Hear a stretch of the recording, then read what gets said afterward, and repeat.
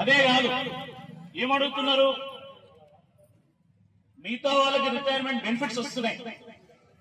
నెత్తురు వచ్చేదాకా, ఒంట్లో ఉన్నటువంటి నెత్తురు వచ్చేదాకా, కనుచూపు మందగించేదాకా, మోకాళ్ళు అరిగేదాకా మేము కూడా 60 ఏళ్ళ కనుక మేము పనిచేస్తున్నాం.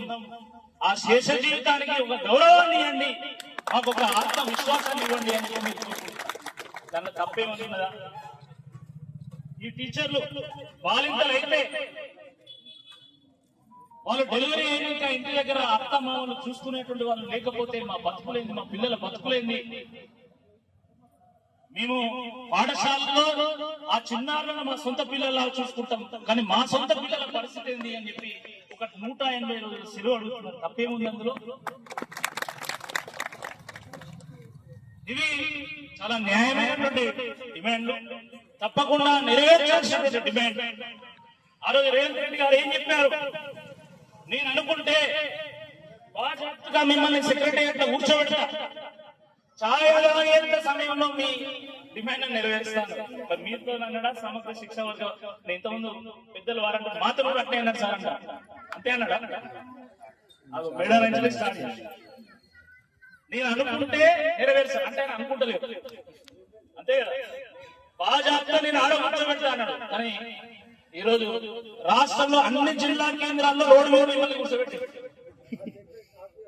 ఛాయ తాగేంత సమయంలో నేను డిమాండ్ నెరవేరుస్తున్నాను. ఛాయ తాగుతలేడా? ఛాయ్ ఇచ్చేటప్పుడు లేడా?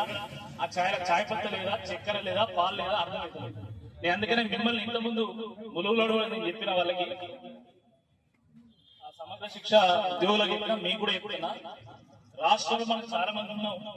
మనిషికొక్క ఛాయ్ పత్త పొట్లో 20 రూపాయలు పెట్టి వస్తారు, చక్కెర ఒక పావు కిలో, ఒక పాల ప్యాకెట్ కొరియర్ చేయండి అందరూ, అట్లా సింక్ వస్తుంది. నెరవేర్చాల్సిన డిమాండ్.